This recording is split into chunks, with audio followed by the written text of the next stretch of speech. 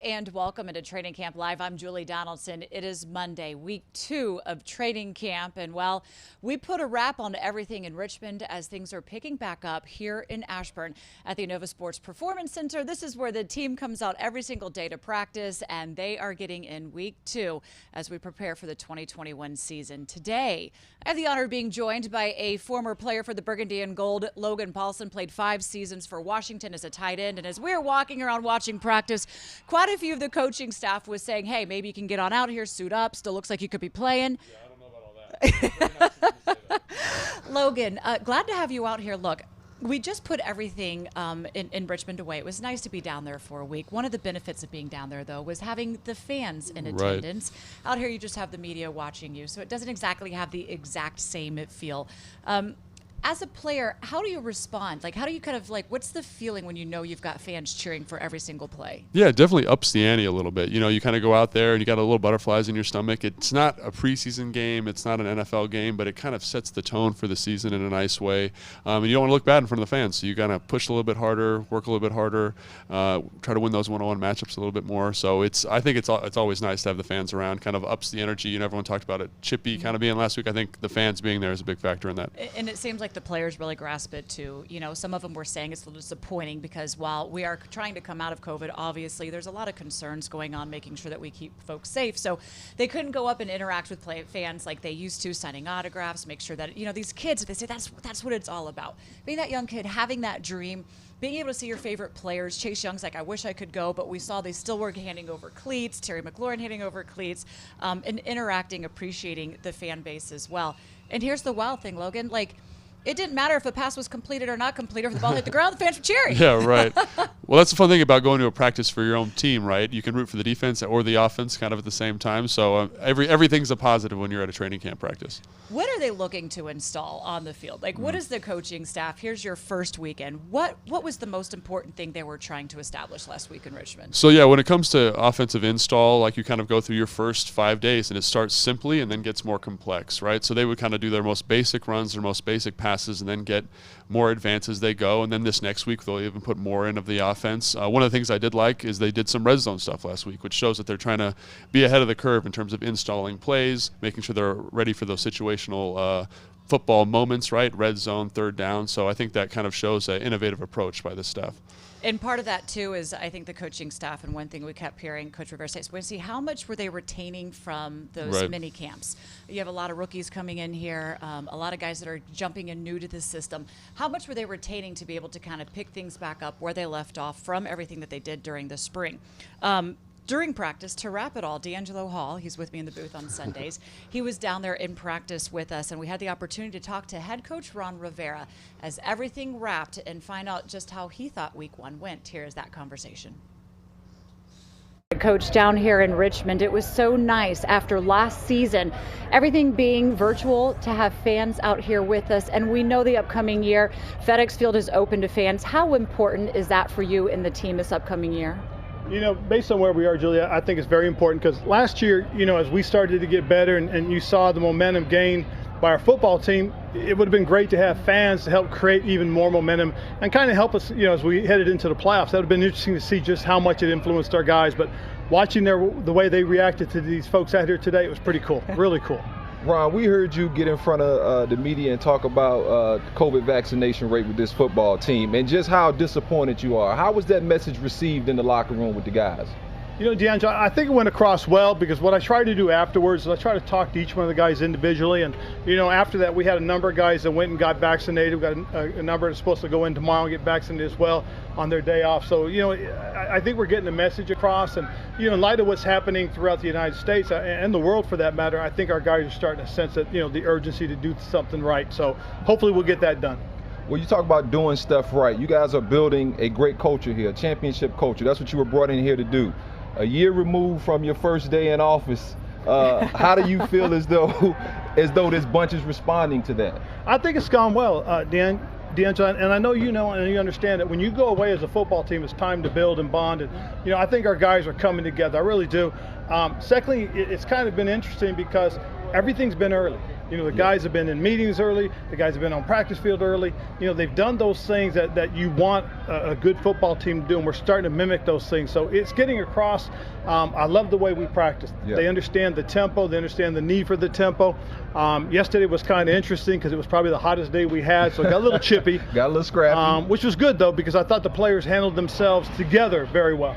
Coach, you talk a lot about competition, wanting that really at every position group. How have you now had a week with the guys on the field, seeing those competitions going? You know, where there really is some really good battles, you see guys stepping up, making plays.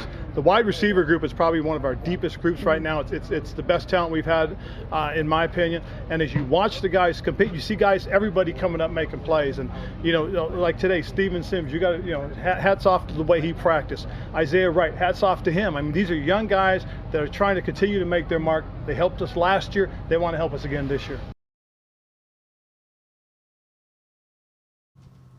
And competition at every single position is exactly what's going to be making this team better. Coach Rivera likes that, believes that no matter where you're drafted, no matter what name is on the back of that jersey, you have to go out there and compete and earn that spot, earn that playing time. And that's what's going to result in the numbers and in the victories and in what this team hopes to be is repeat division champs. You take a look at how the season did end under head coach Ron Rivera in his first year with Washington. And let's remember, folks, last year they did not have off-season activities. It wasn't until training camp when Coach Rivera was meeting his team and really being able to put things in play, take them out to the field. And it took a little bit to get it going, but this team early on, he said, wait, there's an opportunity to take the division. And so they did do just that. Julie Donaldson, Logan Paulson back in here on Training Camp Live from Ashburn, no longer in Richmond. Logan, it's not easy. Look, you get a new head coach for a reason. This team only had 3 victories the year before. And he's got to come in here and during COVID, during a global pandemic, try to evaluate his roster, try to really say, okay, how can we install what I want? Put the defense out there that I know is going to bring us success. Same as offense as well. You look back, now we have a little bit of understanding the expectations going into year 2. How do you feel guys are responding to his leadership? Well, from the guys I've spoken with and the people around the building that I've had the opportunity to talk with, I think they really like his leadership style. They think he's a true leader, and I think that's something that can't be overstated, right? A lot of times people get into leadership positions, they're not overly comfortable with that, but he is a guy that's embraced that wholeheartedly, and I think you see that in how guys have responded to him.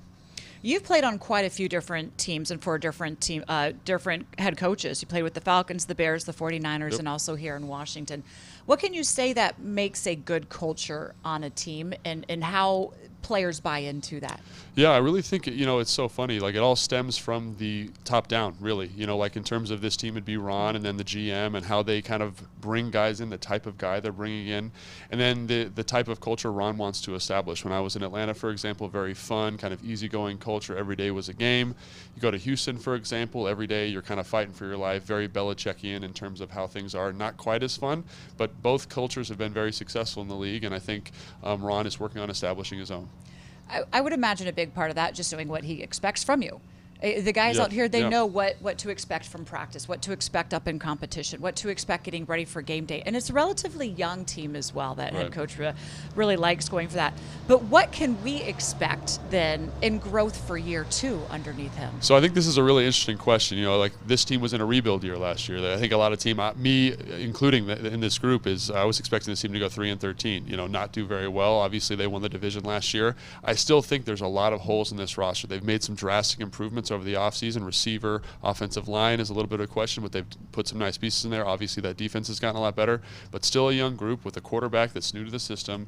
Scott Turner, second-year offensive coordinator, more experience, but still needs to develop. So I think my expectations are that they should be much, much better, but I think there are some things that mitigate that success possibly. What's the challenge for some of these younger players that you're just kind of learning what the system is last year, what offensive coordinator Scott Turner wants to run? Same as for Jack Del Rey on defense.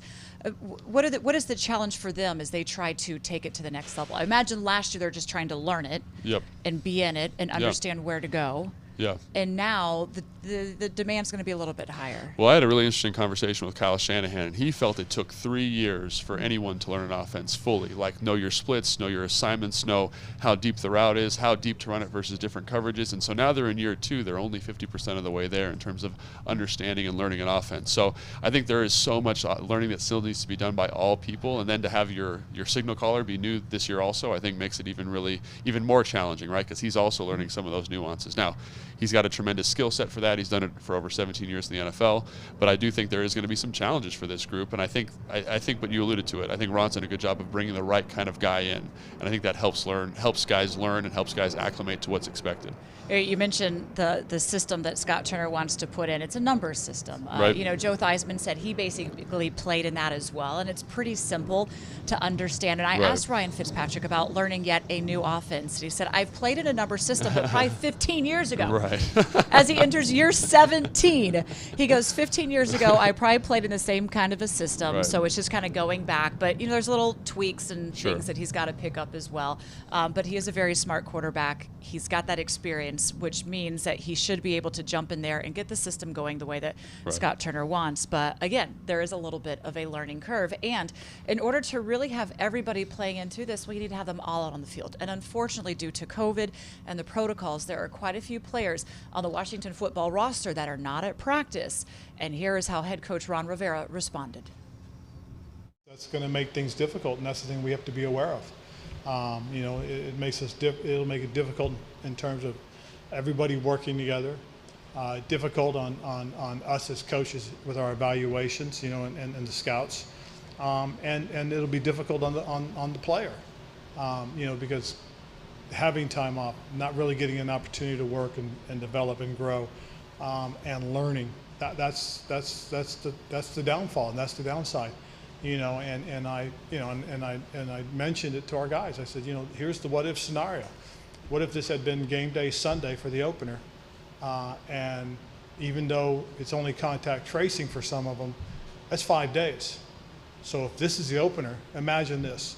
Opening against San Diego Sunday, Monday, Tuesday, Wednesday, Thursday, playing Thursday night against the Giants. Those guys would not be eligible. So to me, it brings the reality of what the rules are. And I hope it helps. But again, these young men have to make, their decisions. Coach, not mincing his words, talking about expectations, they do want every player on this team to be vaccinated because they want to make sure every player, Logan, is out there on the field practicing. Now, whether or not they actually have COVID or it's just because contact tracing, because we're here having to wear our tracers, you are wearing one. That's right. I am wearing one, which means we are allowed to be within a certain distance of players for a certain amount of time. We'll actually have Tim Settle coming up a little bit later, and they'll know exactly how long Tim Settle was sitting with us. So that's how the tracing goes. So heaven forbid somebody gets COVID, you know who they were with and who they were near, and that's where a lot of these guys get out of the system as well. But it does have an impact. Coach has a very good point. If this was week 1, just because of tracing, 5 days you're down, meaning you don't have COVID, but you were near somebody that did, 5 days you're out. You're missing 2 games at the beginning of the season. But what are we missing now?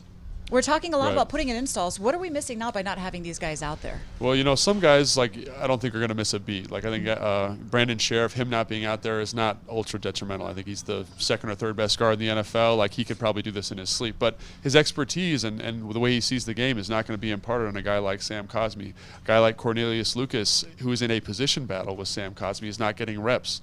I think that is a really detrimental thing for him, because he's a guy that I've talked to people in the building about. They like him. They think he's a good player. I think he could have started week 1 for this team, but now that is in jeopardy because of his contact tracing with COVID. You know, some people might say, okay, at least guys might be getting the message now that unfortunately they're having to miss some time. If they do have COVID, they're out for 14 days Right. for all of this. And of course, we want to make sure just first and foremost that everybody's healthy. Right. You know, but they have been very clear it is a personal decision, and they will respect that by all means. But there are ramifications should for some reason you get caught in this. You mentioned a lot how it's not so much Brandon Sheriff, he's going to know what to Right. do, but it's those that are learning off Yes. of him. And also you get someone like Curtis Samuel. Right. You know, I mean, he's a new player coming in. He hasn't been out there with his teammates, as he's also been dealing with the groin injury as well. But just the value, though, what it does mean is you got other guys maybe having opportunities to step up. Well, yeah, I mean, I think this is a really good opportunity for this team to see where they really are at in terms of roster depth. I mean, I was in Atlanta. You know, Julio Jones got hurt. The 2 starting guards got hurt on the team, and then they're playing backups. And that happens on every team. Every team you're a part of, people are getting hurt. People are having issues in terms of health. And now you can see those guys, you know, those position groups, how deep are they? Can you survive a season? Can you survive a significant injury with a guy like Brandon Sheriff, who's missed time over the course of his career?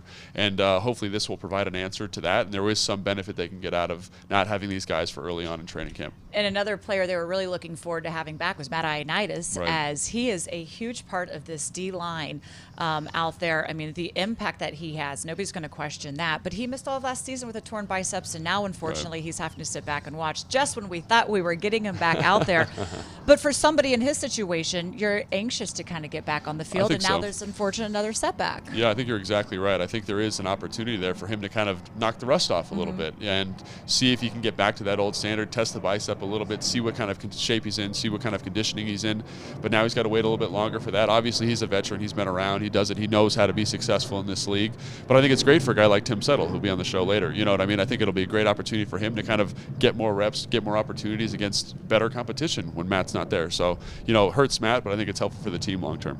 No, this is not something we want to hopefully have lingering once we do Right. get to the regular season, because if you were to miss, as Coach said, if you were to miss that opening game against the Chargers and then that Thursday night game against the Giants, that could have major ramifications as we do get later into the year to not have some of your star guys out there. Look, folks, be safe, be very safe with COVID, and make sure that, you know, you're doing all the precautions out there, and we're hoping that soon everybody's going to be vaccinated. We can put Right. all of this behind us, Right. because that is what we want. And we want to be able to have, of course, FedEx Field will be open, though, for fans. We want to have everybody out there cheering us on as the team's looking to build on their division from last year.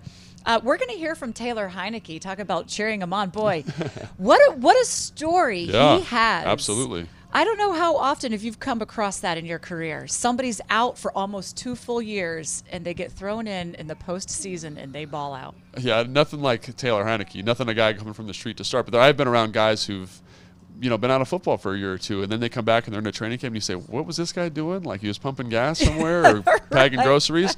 And, you know, more power to him to have the faith in himself to get that done. I mean, it's really an inspiration, you know. So how close was he to actually walking away from the game and missing out on the opportunity to Right. be on this roster? We're going to hear from him when we come back here on our training camp live stream.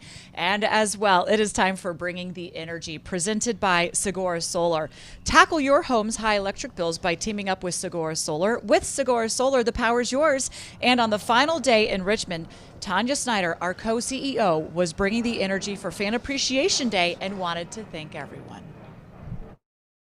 Hello, Washington football team fans. Thank you guys so much for coming. Thank you, thank you. We appreciate it. We're 90 years next year as a franchise. We would be nothing without our fans. So thank you so much for coming today. There's a lot in store, so please stick around. I just want to say, everybody, starting with Coach, we've got a great new fabulous coach. We're in a new era with Ron Rivera. And everybody is definitely showing up. They promised us, you heard our players, they're going to show up and they're going to show up for you. So please show up for them. And let's see who shows up more, the guys or the girls, okay? Who are we going to have the most of? So thank you so much for being here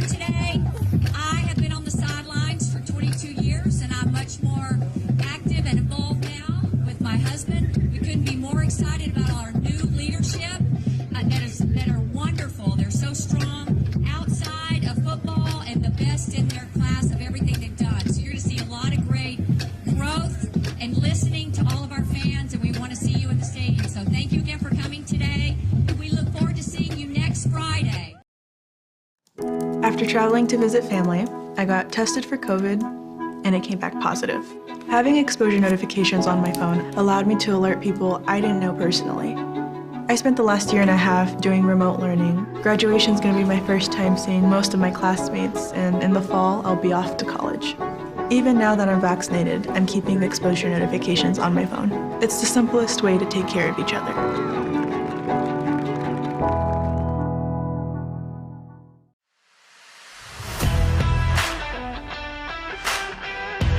I would definitely recommend getting solar for a friend, especially with Segura. Was really easy. In general, it was a really nice experience working with Segura Solar from start to finish.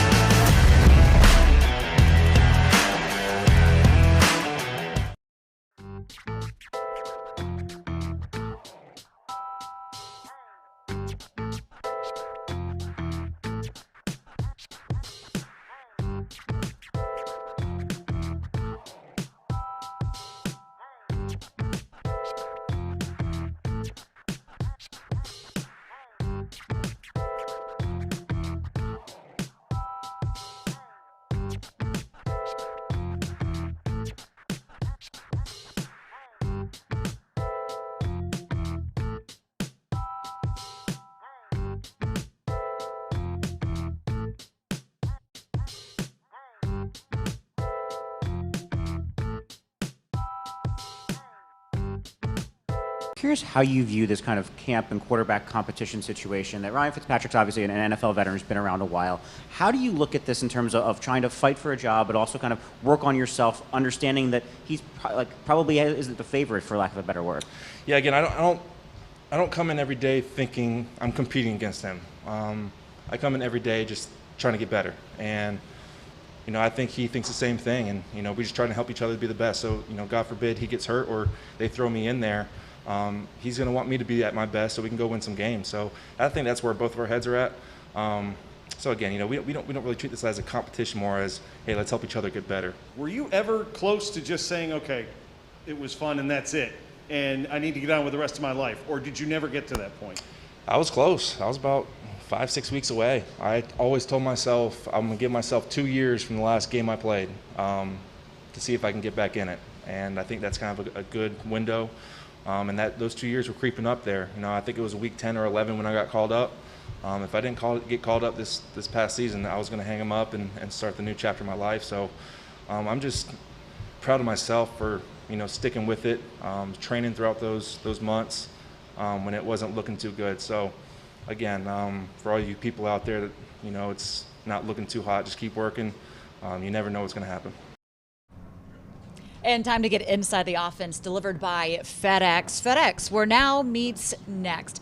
So Taylor Heineke, we were talking about what a story it is, Logan, for him to have come in, have been out of the game for almost 2 full years, and to really get the moxie. We keep talking about the moxie that he has. First off, the challenge to do that. What did he have to do to keep his body in shape to be able to come in and play at that level in the NFL? Well, I think it's relatively easy to keep yourself physically in shape, but kind of keep the mental competitive edge for 2 years is so challenging. You see guys come in and out of the league all the time, and I'm in shape now, but I couldn't go put a helmet on and shoulder pads and fight for my life out there. And for him to go do that in one of the most critical parts of a team's season is pretty spectacular. To kind of keep that chippiness, that drive is pretty fantastic. One of the things he also said is, yes, he's getting a lot of attention. Of course, we're always hearing thanks to Chase calling him Heineke, all the fans at camp. He is quickly a fan favorite out there.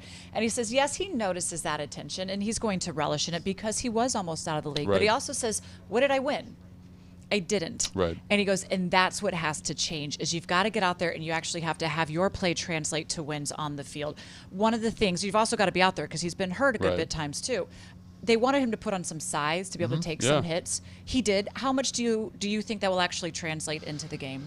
I think it's interesting that physical, that extra weight, some guys do really well with it. They become different people. They become stronger. They become more durable. Some people, the weight actually makes it more challenging. They end up with kind of tendonitis in their knees and hips because they're carrying more weight. Hopefully he's the first of that, you know what I mean? And he does a really nice job. I watched some of his training videos from this offseason. Seems like he's with a very smart coach doing the right things. And I think long term that's going to be beneficial for him because he was such a slight guy before. And we talk a lot about quarterback competition, but it really is hard to sit there and compare quarterbacks because you have Ryan Fitzpatrick on one end of the spectrum, Right. 17th season. This is his 9th different team, and what he's able to bring with that. And Taylor Heineke now, this is his second team, I believe, in the NFL starting because he was with Carolina. He might have been with the Bears early on, but never really seeing game action. But point being is he's still kind of learning and growing. While he's able to make some splashes out there on the field, he's got to be able to prove that he can go out there and do that. And he talks about how Ryan Fitzpatrick is helping him. Right. What can he learn from Ryan? I mean, what can he learn from Ryan? I mean, he can learn everything from Ryan. Ryan is a guy who's like literally a time capsule of the NFL. You talked about he learned a number system 15 years ago. Like, how has that changed? How has it evolved? How does Ryan see the game? How does Ryan study film? Like in terms of career trajectory, like Taylor Heineke would be truly blessed if his career followed the same trajectory as Fitzpatrick. So I think everything Fitzpatrick brings from a veteran leadership standpoint, even like the personality, the way he deals with media, like all that stuff is so important. Like he could learn so much from Fitzpatrick, and I think he will. That's a very good point. Actually, Joe Theismann is out here as well, and he said he wanted to talk to Taylor a little bit about that to make sure you know what to give the media and what not to give the media because, you give us something, we're going to absolutely run with it, and there's a certain way you have to approach sharing and what you do. And Taylor's never been in that situation where Fitz has been quite a few times as well. So you can see behind us, practice has just wrapped day one down here in Ashburn, and as soon as Tim Settle finds his way up to us, we'll be bringing you that interview. But let's continue on this conversation of quarterbacks while we do wait for Settle to come up here and join us. Kyle Allen is also getting into this mix, and he's coming off of an injury as well. This is a team where how many quarterbacks did you work with in your career? Starting quarterback, 16. 16. Yeah. The challenges of this team trying to learn different quarterbacks and get into chemistry and sync with them. A quarterback competition's good, but what are the challenges that come with that as well? So I think it's really interesting because you think, it's the same offense, it's the same thing, but even quarterbacks have different ways, different emphasis in terms of calling plays. Like I was with Matt Schaub in Atlanta, and he would literally point to the person that the play was relevant to, like, this is your route, this is your route. As he said the cadence of the play, his cadence was a little different than Matt Ryan, so when he got in there, you kind of had to adjust mentally in your mind. And so like a guy like Matt Schaub, having him in there is really advantageous for young players because it helps, they feel safe and secure, right? But these both Heineke and Allen are both young players, so learning a young player's kind of volatility is also something that's very challenging. Okay, let's have a little bit of prediction time here. Okay. Talking about challenging, we'll see how some of these guys do with quarterbacks. Bringing in a whiteboards. Thank you very much, Ryan Yoakum, our executive producer, stagehand as well. So what we're going to do is play a little game of over/under, and this is where we get to see how coordinated you are with your hands as well as writing, erasing, and holding the microphone at the same time. We like to challenge. My fellow co-hosts on this show. It's good to be challenged, right? It's good.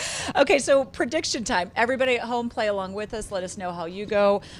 Fitzpatrick, talking a lot about him. There's a lot of excitement on him getting in sync with his receivers and hopefully finding that end zone. You talked about them working on that red zone already in camp.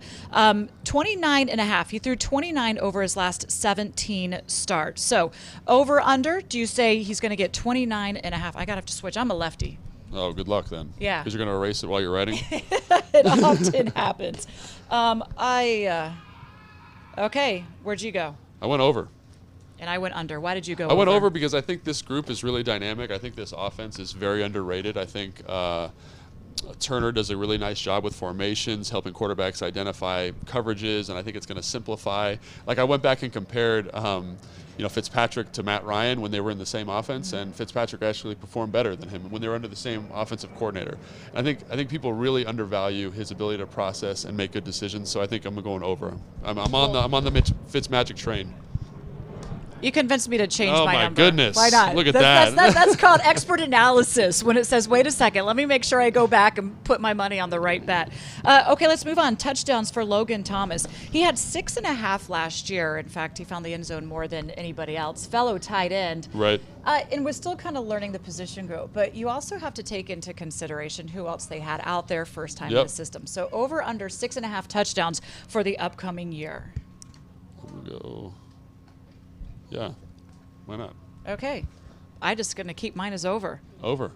So if I was going to say over, I think his production is going to go down. I think he's not going to have as many yards. I think all those things that people were really excited about, not as many catches, but I think he's a big body. When you see him out here, he's huge. And he's perfect for the red zone, right? Mismatch against linebackers, mismatch against safeties.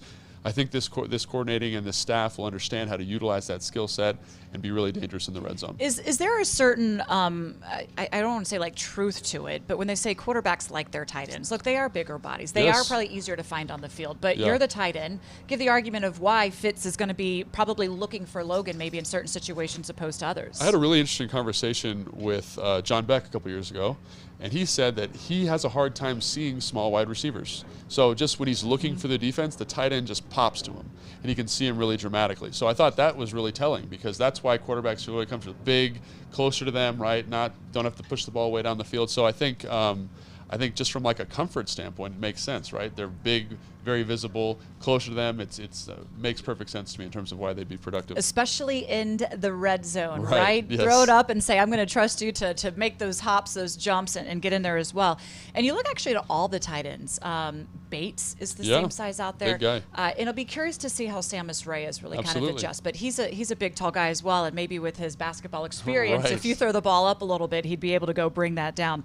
Let's go to the run game and Antonio Gibson. Rushing yards for him, 999.5. He had 795 yards last season, and we're talking about rush yards. So basically, is he going to get to 1,000? I got to switch mine here. All right, yeah. Okay, all right. Under. Oh, all right. Under. Over. Although, can you even read my lefty handwriting? Sometimes You didn't erase it. That's good. Yeah. Sometimes I can hardly read my own handwriting, the challenge of being a left-handed folk in this world. Okay, so I went under because I think we're going to see him a little bit more in the pass game. Than on the ground, even though they do view that as an extension of the run. Sure. I don't know. I mean, I would be happy if he goes for over 1,000, so I'm not rooting against it. So you guys can boo me at home for this. But you went over because? Yeah, I think a couple things. One, I think Morgan Moses, while he's a really good pass protector at right tackle, is not a great run blocker. So if you add Cosme into the mix, who's much more kind of dexterous and athletic than him, that tends to be an advantage in the run game. Bates also having a really true blocking Y at the position. I think can't read. Anyway, who was that? That was Casey Tuhill. Yeah. Oh, okay. Yeah, so we work out together. He's a good guy. Anyway, so yeah, I think those two additions kind of bode well. And then as you add more speed on the outside, the run game opens up in a nice way. Play action pass becomes more dangerous. And so I do think that he's going to, and it also, probably the most important thing that I should have mentioned first is he's played running back for a year now in the NFL. So how much more experience is he going to garner doing that? I think a lot. I think he's going to go over. Yeah, you could easily convince me to change my answers no matter what. I just might be cheating the rest of the way through here for this. Next one up, we have reception yards for Terry McLaurin, 1,118.5. His career high was 1,118 last season in 15 games, mind you. He wasn't even out there the entire time. Right. So yes. You're putting up some. That was his first 1,000-yard season. Granted, we all know that he probably could easily missed a few games his rookie year, have gone for that as well. So, difference being, you went under. Whoa! Look at you. Controversy here. Why are you going over? Well, for one thing, I think he's already getting a lot of chemistry in with Ryan Fitzpatrick. And Fitzpatrick's going to give him those opportunities to be able to stretch the field and be able to rack up a little bit more. Those are things that he had to fight for every yard last year. That's a great point. Yeah, that's a great point. I think you're right. A little bit more pushing the ball down the field, maybe leads to more yards. I think there's just too many good players on this team now. I think Curtis Samuel, I think Humphreys, I think Logan Thomas, Gibson, you said was going to be more involved in the pass game. I think all those guys need to get touches and deserve to get touches. So unfortunately, they have to come away from Terry. I think he'll be more explosive maybe. The opportunities he does get will be bigger, but I don't think he'll get kind of be the focal point of the offense the way he was last year. And this is the position group that we heard head coach Ron Rivera say is going to be very interesting. He did mention Steven Sims Jr., Isaiah Wright. These are guys that are going to be fighting for a spot on the roster that we relied upon last season. So it will be interesting to see how that room does shake out. And there is only one ball to go around. Are you guys fighting over that before heading into the games? Hey, Fitz, come at me. I never fought for the ball because I never caught more than like 20 balls in a season. But guys do, but I think these guys are the right kind of chemistry. They understand that to have a healthy offense, the ball needs to be distributed well, and that's going to just lead to more opportunities for them, like ultimately. And our final over-under here, who will lead the team in receptions scored? Receiving touchdowns. Receiving touchdowns. Oh, my goodness. I know, this is kind of tricky. This is a tricky one for sure. Receiving touchdowns. I mean, I wish we could see a poll at home what folks are yelling at the screen. I know. I'm going with the obvious. Yeah, I mean, who else would it be? Yeah, it's going with the obvious. Look, I think you get excited for Curtis Samuel coming in here and what he can contribute. Depending on how they use him, if he's on the outside, if they mix him up over the middle. You know, you've also got a lot of other rookies coming in. De'Ami Brown getting in there. The further development of Antonio Gibson. Of course, Logan led the team last year. Yeah, and I think there's a chance that he does it again. But I do think that, like you mentioned, like Fitzpatrick's going to push the football down the field a little bit more explosive, big play opportunities for Terry. I think, like you said, the chemistry that bodes well for the red zone as well. I just think he's due for some scores. Due for some scores. All right, so we're going to move over to the defense now as we're waiting for Mr. Tim Settle to come up and join us on set.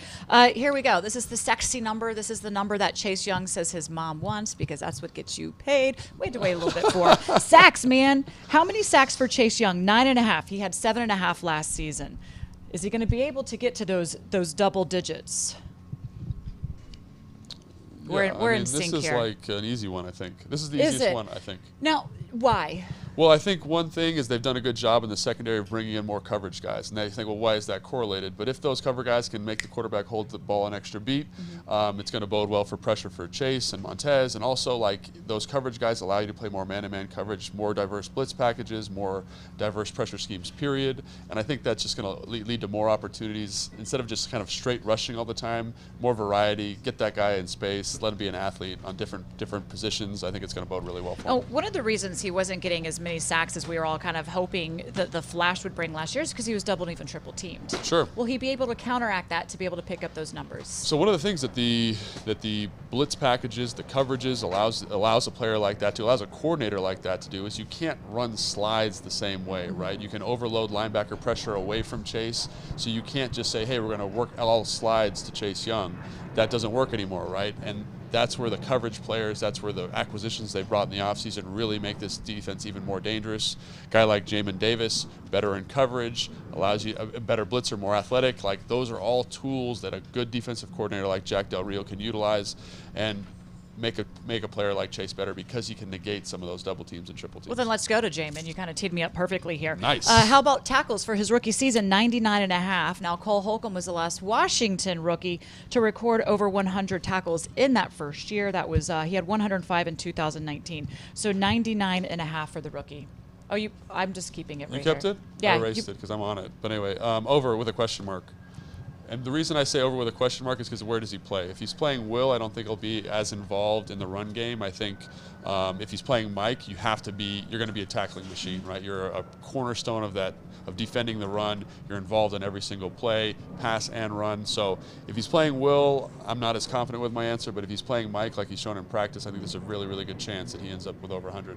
He did start at that Mike position all of last week down in Richmond. Is that a challenge for a rookie to come in and take over that spot? Absolutely. I mean, if they have him calling the defense and getting everybody lined up, that's extremely challenging. I mean, I've heard he's a very heady, smart individual, so maybe not that challenging, but I do think that, it's NFL. It's not Kentucky anymore. He's got a lot to learn, got a lot to grow into, but it seems like he's done a really nice job with that. With his athleticism and his length, is that the position? Maybe he doesn't start there week one, although if we're to read early into it, that would be where he does.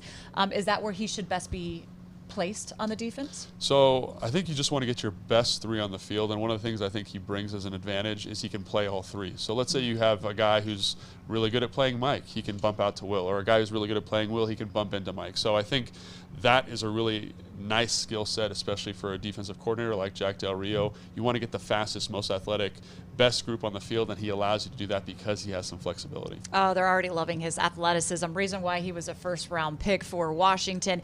And when you ask him what it is that he's doing in his free time, he said there's no free time. He's at camp. He's learning. Answer. His nose is in the book. I said, no video games, nothing. He said, nope, nope, nope. I'm just on my iPad the entire time. Okay, last one here for over-under. William Jackson III interceptions, 4.5. Kendall led the team with 4 last season. So there you go. Are you going under? Yeah, you going over? I'm going to go over. What? I don't know. Maybe I just didn't feel like Why? racing. I don't know. Why? Because he said he wants 5. I'm going to give him the benefit of the doubt here. All right. Well, there's a guy who's only had 2 interceptions in his whole career so far. So for him to double that in a season is pretty dramatic. He's never played behind a line like this this think before there is an either. argument. That's absolutely a good point. Like, there is an argument to say that, hey, he's playing behind one of the best pass rushing groups in the NFL. Jack Del Rio is going to allow him to play more zone, see the quarterback, break on the ball a little bit more consistently. So, yes, I think there's a possibility, but 4 is a big number. It is. 5 It is is a a high big number. number because it was 4.5. You said, right? Yeah, So, I'm being very positive. but here. it's not I'm outside toting the company realm. line. It's not outside the realm of possibility. That's for sure. Okay, well, we'll see how that does play out, and what they do decide to do with those different defensive schemes coming up of what defensive coordinator Jack Del Rio does do. All right, when we come back, we're going to hear from William Jackson III, my one-on-one with him, and we're still waiting for Tim Settle as well. Keep it right here on our Training Camp live stream. On the inside, a Honda SUV is comfortable, spacious, and peaceful. But on the outside, a Honda SUV is rugged, capable, and ready for any kind of adventure. Inside, outside. Hurry, these SUVs are selling fast. See your local Honda dealer today. Right now, Hondas are going pretty fast. And if you want one, you should put your name on it before someone else does. New Hondas are on the way to your local Honda dealer. Reserve yours today. DC has a new home for your favorite songs from the 80s. Tom Petty. Def Leppard. Nobody plays more 80s. Bon Jovi. Prince. 94.7. Madonna. Bruce Springsteen. The Drive.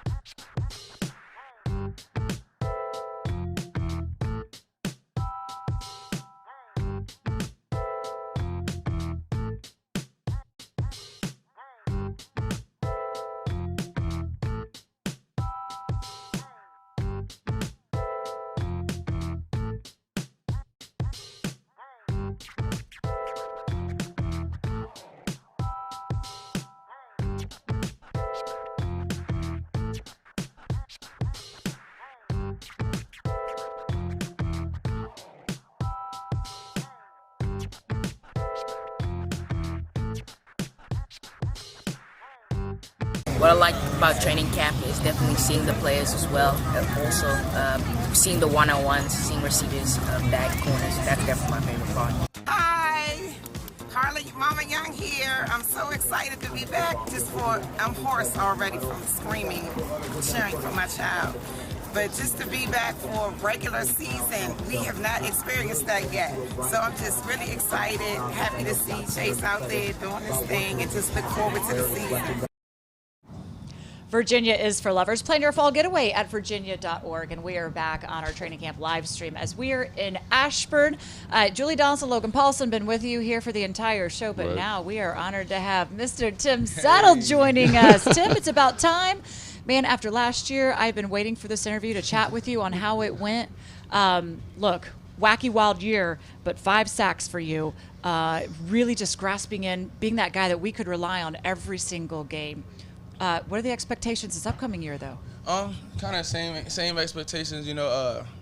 Unfortunately, Matt went down, and just our expectations are, and the way we think and the way we go as a D-line, next person up. It don't matter the situation, no matter how it is, and we don't drop. We don't drop as far as the level of intensity, the level of how we compete, and the level of how we get after it. So it was definitely easy to fill in because that's just been the motto with us for the past couple years. We've been together for a while, so I just had, it was my time to play the role that I played, and I trained for it, and it came out pretty well. So that's awesome, man. So Matt was also a 5th-round pick. You're a 5th-round pick. Was his journey, was his story, was that an inspiration to you? Was he able to provide any insight on how to make it kind of being one of those lower round, not a low round draft pick, but like kind of bottom tier? Yeah, because you look at Matt, and he's like, and the way he plays is he's a dog out there. Yeah, absolutely.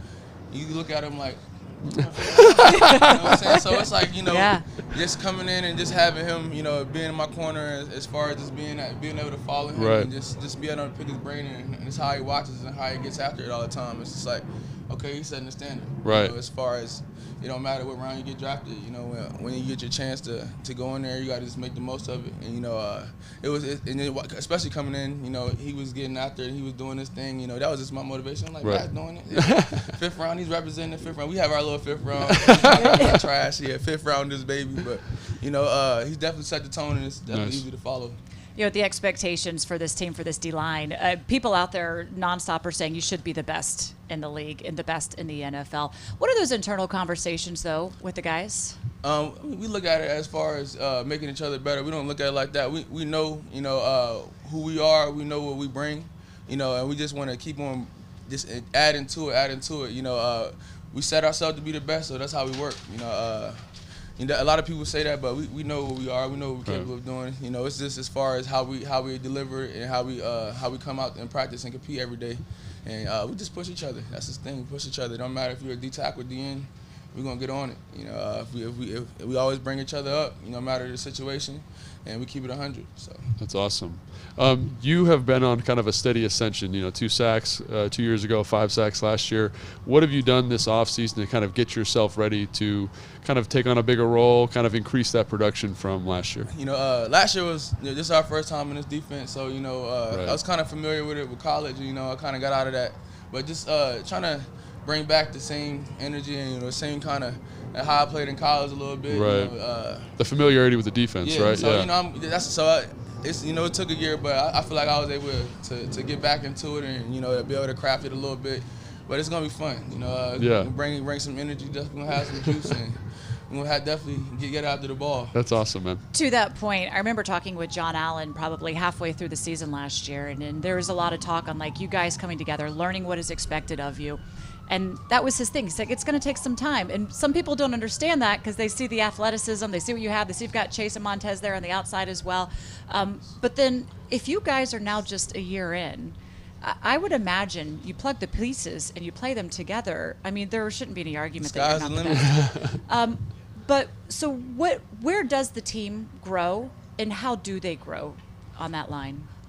This is, as far as we set the whole tempo, we set the pace, we set the practice, we set everything. That's how we think of it. We lead the team, and that's how. I feel like they follow on with that. You want to be the best, you gotta act like the best, and you gotta definitely come behind it, and you gotta definitely if you're talking it, you got to walk it. That's what we do. We bring it. That's awesome. And then, so, you have one of the deepest position groups probably on the team, right? You got Payne, Allen, you, Ioannidis. Like, how's that dynamic with the group, in terms of subbing in? Are you guys teaching each other? Like, what's that like? Whoever's in there, you better get the ball. We get real short with it, but it's the same delivery, Yeah. We all think the same as far as getting out there. We all want to be great, and we all want to just dominate. I know there's probably a little competition on who's going to have the most sacks this year. Yes, no, yes. We talk about it a little later, but I mean, it's just a competition thing. We push each other. Right, so yeah. It don't matter whoever gets out there. We all want to get out there. Yeah. We all want to be the best. We all want to get the most. So we're going to see who's the best. And, of course, we want to see that penguin dance. Oh, you're going to see it. Non-stop. It's one of my favorites, though. I love it. You're going to see it a lot. I promise. It's coming a lot. Off-season served you well. Your family growing, young son growing, by the way. What? Congratulations Congrats, on man. it. Turned 1 yesterday. Yeah. That's awesome. Yeah, he can stand for 2 minutes but can't walk a step. It's crazy. Okay. That'll come soon enough before you'll be chasing them all over the place. And look, you're going to drop some bars for us as we go to break here. Come on. Man. How about favorite rapper? Who's your favorite rapper? My favorite rapper, I would say I'm a big Money Man fan, but I mean, as far Where's as he who's from? hot right now, he's from Houston. Okay, all right. Down in Texas, I'm thinking Houston. Yeah. But I'm That's a different type of rap down there in Houston. No, It it is. I'm definitely right as of right now, though, I like Lil Baby. Okay. As far as he's definitely the trendsetter right now, but.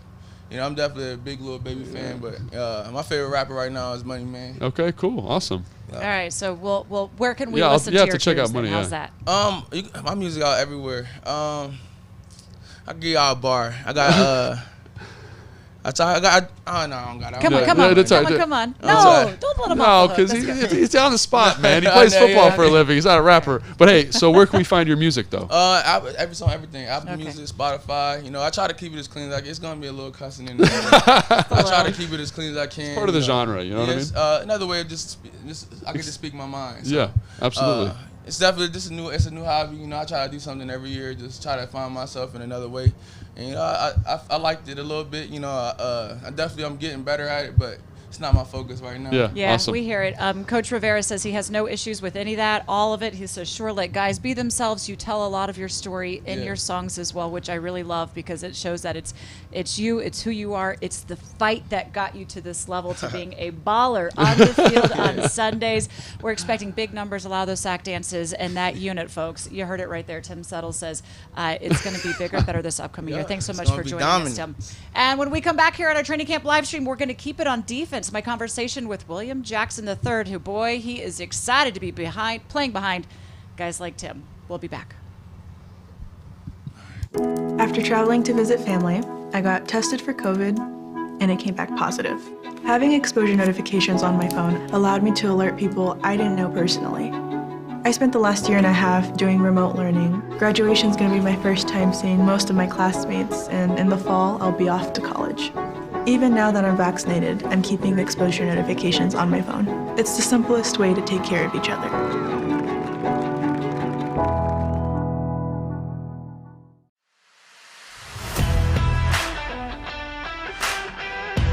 I would definitely recommend getting solar for a friend, especially with Segura. Was really easy. In general, it was a really nice experience working with Segura Solar from start to finish.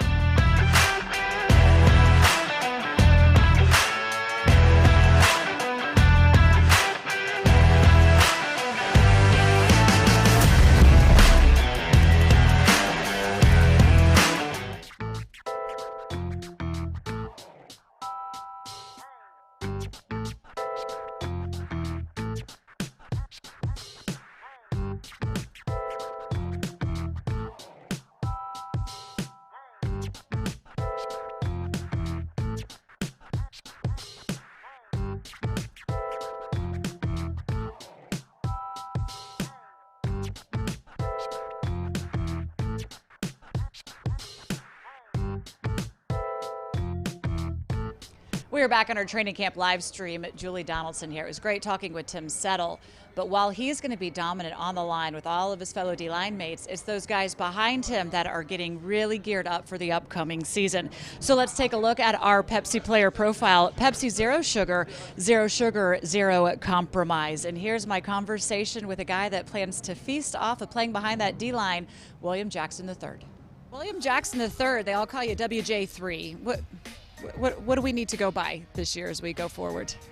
Oh, WJ3 is fine. I've been getting that all my life. And Willow, everybody called me Willow. Oh, I like Willow. I might go with that. Everybody called me that, so that's been my name since I was little. What's it like being out here in Richmond? Last year, everything was virtual. You were on a different team, different teammates, and now adjusting to the burgundy and gold with people cheering, whether you make the play or you don't. Yeah, it's crazy to have the fans back. They're real supportive. Everybody out here yelling, screaming, no matter what it is. The ball can hit the ground and they screaming. So that just shows we have great support behind us, and I'm excited about the season. Hungry for football, but you kind of are on the end of a lot of those cheers because this is where the flashy plays get made. Going up against Terry McLaurin, and you guys have had some good matchups so far. Who's winning? Who has the advantage? I'm not going to say anyone that's having an advantage. We out here competing. He respects me, I respect him. And we just competing every day. If you look out here, you'll see me making plays, you'll see him making plays, but it's all getting each other better and getting ready for the season. This fan base loves Terry McLaurin. He's going now into year 3. And you said that he kind of gave you fits when you went up against him as, the opposing team. Now just doing that in practice as your teammate. What are you seeing out of him as he goes into his year 3? Oh, he's been great, man. He's a guy that come out here, work every day. He never take plays off. And he making me better as well. We both out here just running a track meet. But he doing great, man. He'll be a star in this league for a long time. You talk a lot about how kind of you're physical, especially that line of scrimmage right there, the point of attack. Has he talked, and you guys talk about how that's kind of adjusted what he needs to do or some of the receivers need to do as well? Oh, we haven't talked about it yet. It's early, but definitely when they get time in the season, we're going to definitely talk about what I did wrong, what he did wrong, and how we can fix it. How about your DB room? How kind of do you guys feel things are going on just at day 4 here in camp? Oh, man, there's great chemistry. Everybody, good people, good persons, good players. And they welcome everybody with open arms. That's what I like about here. Chris Harris, man, electrifying. I think he still feels like he could probably be out here playing. You hadn't had the chance to really get on the field with him before last time we talked, but now that you've seen how he is on the field, what do you have to say about your coach? He have all the juice in the world. He make you want to go out there and play for him. He a realist. He keep everything real with you. He don't give you something on the table. Whatever you got to say, he said in front of the DB. So just have a lot of respect for him. What is it that he does to kind of really help advance some of these guys in the room? The small details. He got to let you know. He gonna take you all the way back to Pop Warner. He give you the small details, and sometimes you need that in this league. You and Kendall Fuller, I hear you don't say a lot, although, by the way, we're hearing Terry do a lot of talking these days. How's it going with Kendall? Oh, Kendall doing great, man. Kendall out there balling. Terry, he doing some talking, but I'm talking as well, but I just do it on the sly. But we out here compete. Kendall, he real smart player. And he been in this system probably a year or 2 now, so he's doing great. I know he's looked to be one of the leaders, and you yourself coming in here is going to be that as well. You have Benjamin St. Juice kind of coming in. What kind of advice and wisdom are you passing on to him? Just tell him just keep working, man. He doing great, by the way. He long, he can run. It's just a mental thing. Just take everything in and get in the playbook and come out here and show the coach what you can do. I know you weren't here last year, but how do you see the secondary and what they want to do this season that may be different? Like, what are they telling you can anticipate? We definitely trying to be the #1 secondary in the league. Where we participate, I'm not going to say that, but okay, we doing great. We're not going to say that, but we out here keeping it all together and playing as one. I know people are kind of excited to have some of that physicality from you, to maybe have that opportunity to play man, play press a little bit more than just the zone. But what about the opportunity now? You've had some reps behind that D line. Oh yeah, they crazy D line. They doing real good up front. They getting after the quarterback, so he's not going to have much time to really sit back there. That's more picks for us. I know you had your number coming into this. You've already had some picks in camp, had a pick the other day. Yeah. What's it like? It feels good to actually get my hands on the ball early. You always want to do it early and get the feel for it. And right now I'm having fun, the confidence out the roof. Has anything surprised you about this team? No, they was always a good team. You know, they was always had a good defense, had a good offense. We just all had to bring together, and when I came in, we just making it that much better. All right, we are away from Ashburn, away from home. Are you doing okay away from your pigs and horses? Oh, yeah, I'm great. I'll get to them after the season. Right now it's all ball. All right, well, we enjoy watching you ball out there. We look forward to a lot of picks in the upcoming year. Thank you so much. All Thank right. you. Nice addition. Look, he's not afraid to play physical. Ronald Darby was also that guy. When he was at the Eagles, he played a lot of press. But this last year, they played a lot of zone. You do get a guy that's out there, not afraid to use his hands, likes playing press. How does that change what options they may have in the secondary for Jack Del Rio? So I think it does a lot of things for you. I think when you have a guy like William Jackson III, it just allows you coverage flexibility, right? So instead of having to be in cover 3, which they were they were the highest percentage of any team in cover 3 last year. And so now you can mix it up. You can have a guy you feel confident in playing man. You got St. Just also to kind of play outside. Kendall Fuller can bump inside. I think it does tremendous things for this defense. And that all hinges on having a guy like Jackson here on this team, a guy that you can count on to be like your lockdown, shutdown corner. You know, one of the highest grades ever in PFF history for coverage in 2017. So obviously very, very talented player. And hopefully that his production will lead to production across the board like we talked about for the defensive line as well. And we shall see just how many interceptions the secondary does bring down. That's right. By the way, William Jackson III actually still working on some one-handed catches out there on the field right now. So some good content coming out on him. Putting in that extra work, by the way, that was Protecting the House, presented by Virginia Department of Health. Virginia Department of Health and the Washington football team tackling COVID together. Let's wrap this up, talking a lot about defense. Where do you see this defense making the biggest strides next year? So of the two sides of the ball, I think the expectations on the defense are astronomically high, right? And it's so hard to be consistent in the NFL, kind of keeping that high performance year in and year out. Can this group evolve from a personnel standpoint? I think they have. We talked about William Jackson, talked about Jamin Davis, the evolution of the defensive line. Tim Settle was just here. What he's done this offseason to get better. But can they schematically evolve, right? And hopefully bringing these players in, Jamin Davis, Jackson, allow you to do that, allow you to become more complicated and nuanced and be more of a headache mentally for offenses. But I think it's going to be really, really hard to be better than last year's performance. Okay. It's exciting, though, and it all begins. No, yes, that's why this is a good time of year, right? Super exciting. Look, everybody looks good on the field right now as well. It is time now for our Camp Connection presented by Bank of America. And we are talking about how much this team loves having the fans. Chase Young loves having the fans as well. We wish they could be here with us in Ashburn, but they certainly were in Richmond.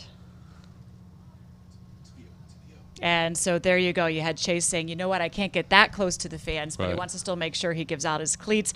Terry McLaurin as well giving out his cleats to the fans. And for everybody that did come down to Richmond, we hope you had a great time. We can't wait to see you at FedEx Field. The next time fans will be around the team, Logan, is Friday night. There is an open practice at FedEx Field. It is called Friday Night Lights. Everybody can come on out. We're going to have the entertainment team there, the drum line there. You're going to get a taste of what our reimagined game day experience is going to be like, and what we really want is to make sure that FedEx Field is our house, Logan. Yes, that's awesome. It'll be great to have the fans out there, get FedEx popping again. That's the plan as we are coming out of COVID safely. Thanks so much for joining us on our training camp live stream. For Logan Paulson joining us here, he's going to be with us tomorrow as well. So make sure, folks, that you come back same time, same place, 10:30 to 11:30. We'll see you then. On the inside, a Honda SUV is comfortable and loaded with technology. But on the outside, a Honda SUV is rugged and built to take on any kind of road. Inside, outside. Hurry, these SUVs are selling fast. See your local Honda dealer today. Right now, Hondas are going pretty fast. And if you want one, you should put your name on it before someone else does. New Hondas are on the way to your local Honda dealer. Reserve yours today.